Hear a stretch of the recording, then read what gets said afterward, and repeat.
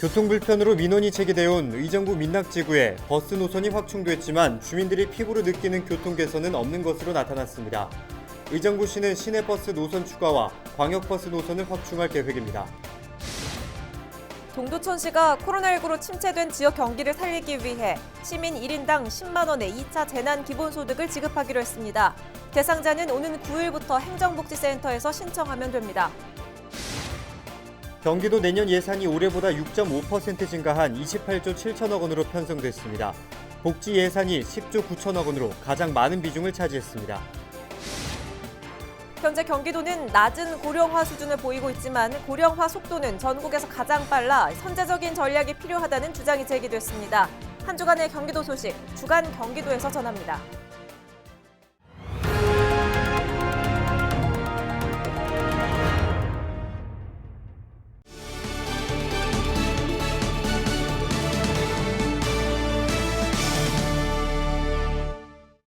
여러분 안녕하십니까? 헬로티비 뉴스입니다.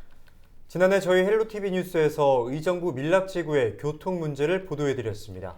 버스 노선이 적고 배차 간격이 길다는 민원이 많았는데요. 그간 여러 차례 개편이 진행됐는데 교통 여건이 얼마나 달라졌을지 김초롱 기자가 취재했습니다.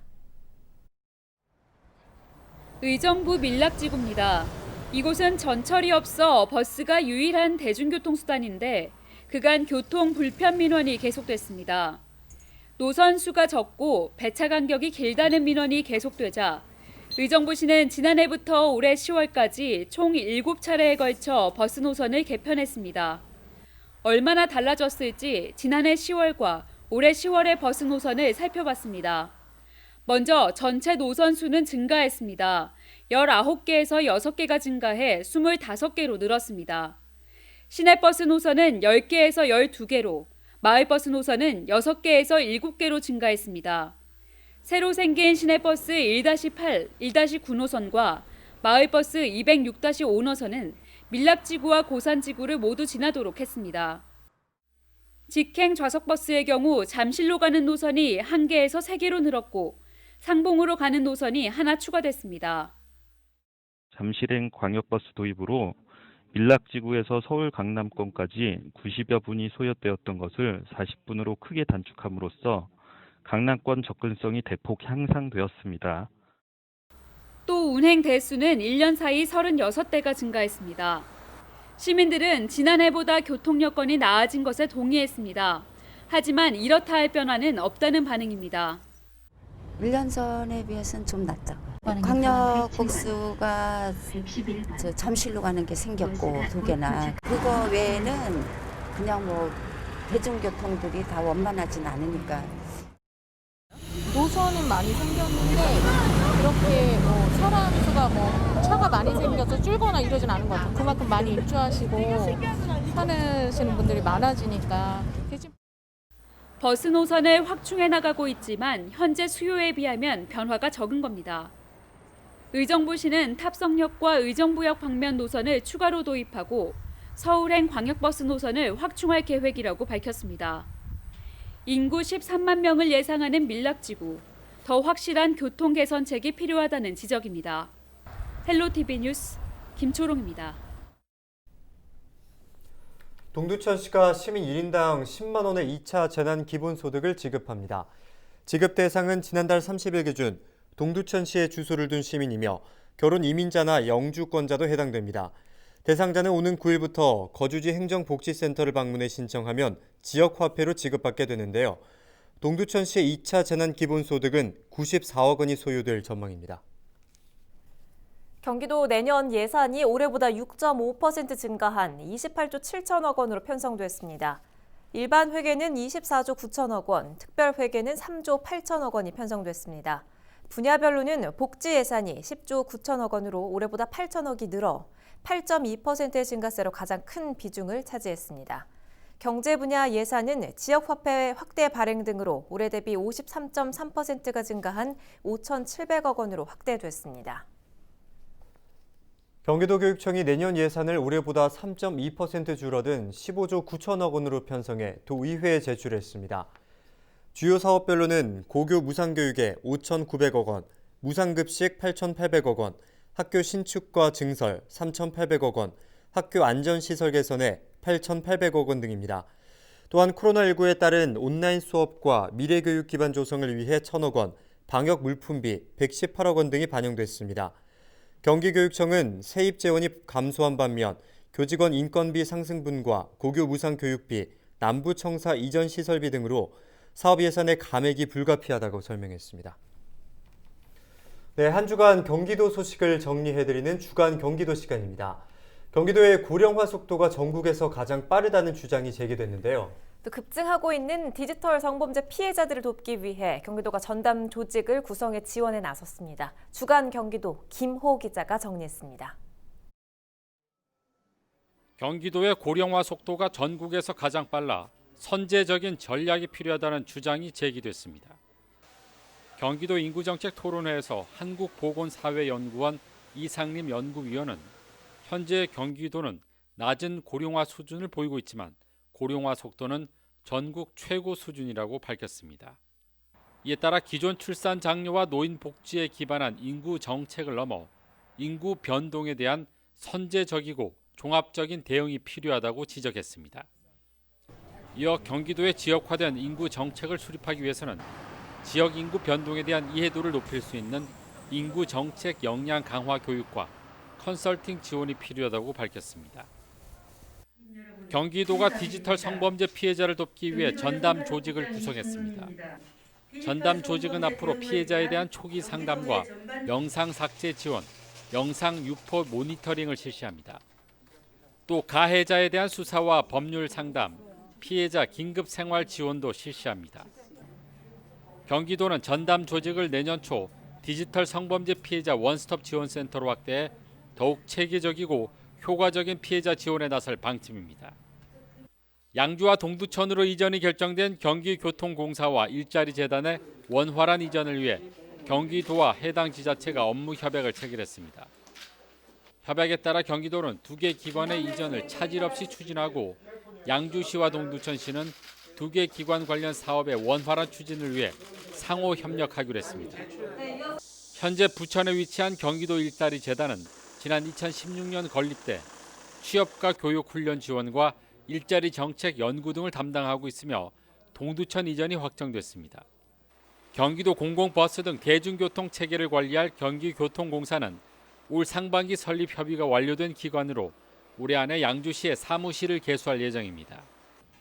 코로나19 확산으로 경기도에서 서울로 향하는 인구는 크게 줄고 경기도 내 유동 인구는 증가한 것으로 나타났습니다. 경기연구원은 휴대전화를 기반으로 지난 2월부터 8월까지 경기도와 서울시의 유동 인구 변화를 분석한 결과 코로나19 확산 이전에는 평일 기준 경기도에서 서울시로 가는 유동 인구가 많았지만 2월 말 이후에는 감소했습니다. 특히 8월 수도권 집단 감염 폭증으로 경기도에서 서울시로 가는 인구는 2월에 비해 10% 넘게 줄었습니다. 반면 경기도 내 유동 인구는 서울 시내 유동 인구를 크게 상회했습니다. 지역별로는 연천시가 8.1%, 포천 4.2%, 양주시 3.9% 등으로 타 시군에 비해 유동 인구가 증가했습니다. 헬로티비 뉴스 김호입니다.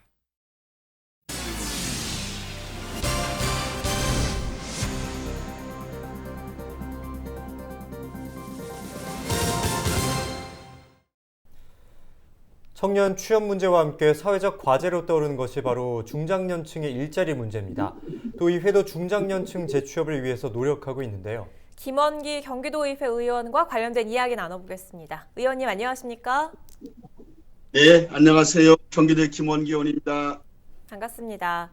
경기도가 중장년들의 인생 2막을 위해 여러 프로그램을 진행하고 있죠. 어떤 것들이 있는지 좀 구체적으로 소개해 주시죠. 저희 경기도에서는 5060 신중년 세대를 위한 교육과 운영을 하면서 이분들에게 취업과 창업을 준비할 수 있는 맞춤형 교육과정을 운영하고 있습니다. 약 34억 1천만 원의 예산을 가지고 저희 경기도 생활기술학과 31개 시군 평생교육 관련 부서에서 교육 과정을 현재 운영하고 있는 그런 과정 중에 있습니다. 네, 경기도의회도 최선의 노력을 다하겠다는 각오를 다지고 있는데요. 어떤 방안을 고민하고 계십니까? 저희 경기도가 워낙 넓습니다. 그래서 저희들이 권역별로요. 예를 들자면 경기 북부와 남부, 동부, 서부 이러한 권역별로 20개의 교육기관을 선정을 했습니다. 이 20개의 기관에서 예를 들자면 집수리, 승강기 정비사, 치매 예방 기소사, 또 제과 제빵 등 여러 가지 39개의 교육과정을 운영하면서 이것이 단순하게 이론 교육으로 끝나는 것이 아니라 철저하게 현장 실습과 그리고 또 이 수료생들이 사회 공헌할 수 있는 사회 공헌 활동과 또 특별히 창업을 준비하는 분들에게는 창업 준비 자금을 대출할 수 있는 그러한 부분까지도 저희 경기도에서는 고민을 하고 있습니다. 네. 이야기해 주신 이 중년 세대 인생 2막을 위한 노력 더 많은 경기도민들이 누린다면 참 좋을 텐데요. 희망하는 분들은 어디에서 어떻게 도움을 받을 수가 있을까요? 네, 이 부분도 정말 중요한 부분이죠. 31개 시군에서도 평생교육 관련 과정을 운영하고 있지만은 중요한 것은 현재 직장에 다니고 있는 5060 세대들이 시간을 내기 어렵지 않습니까?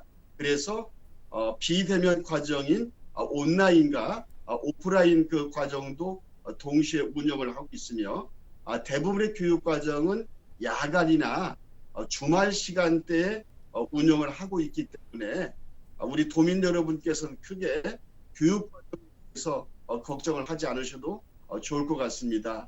그리고 또 저희 경기도 평생교육진흥원과 경기도 생활기술학교 31개 시군의 평생학습원에서는 우리 수료생들이 직접 취업할 수 있는 자격증 과정을 운영을 하고 있습니다. 이 자격증 과정에서 56.2%가 자격증 과정에 합격을 했습니다. 그렇기 때문에 얼마든지 우리 신중년 5060 세대 여러분께서는 이러한 과정에 대해서 두려움을 갖지 말고 저희 경기도와 31개 시군의 관련 부서에 문의를 하시면 친절하게 여러분의 교육 과정을 해드릴 겁니다. 네, 많은 분들이 참여해 주시길 바라고요. 도민들의 인생 2막 성공을 위한 경기도 의회의 고민과 행보 앞으로도 기대해 보겠습니다. 오늘 말씀 고맙습니다. 네, 고맙습니다. 감사합니다. 네, 지금까지 김원기 경기도 의회 의원이었습니다.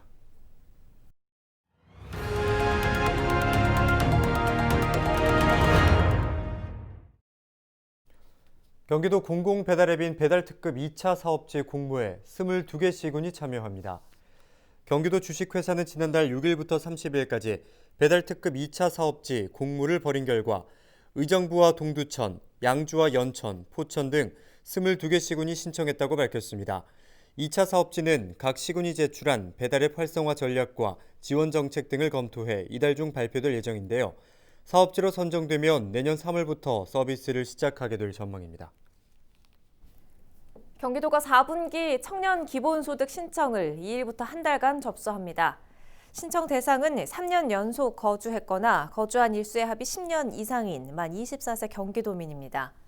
경기도 일자리 플랫폼 자바바로 신청하면 되고 자격 확인을 거쳐 대상자는 다음 달 20일부터 25만 원을 지역화폐로 지급받게 됩니다. 연천군이 신규 전입한 세대에 대한 정착지원금을 상향 조정했습니다. 이에 따라 지난 1일부터 연천군에 전입한 세대는 6개월 이상 거주할 경우 10만 원, 2년 이상 거주하면 20만 원의 정착지원금을 받을 수 있습니다. 또한 연천군에 들어와 관내 소재 농지에서 실경작하는 65세 이하 세대주는 100만 원의 정착자금을 지원받습니다. 무주택 신혼부부의 경우 연천군 전입 이후 6개월 이상 관내에 주소를 둘 경우 전세자금 대출 이자를 최대 100만 원까지 지원받을 수 있습니다. 네, 저희가 준비한 소식은 여기까지입니다. 저희는 언제나 여러분과 함께하겠습니다. 지금까지 시청해주신 여러분 고맙습니다.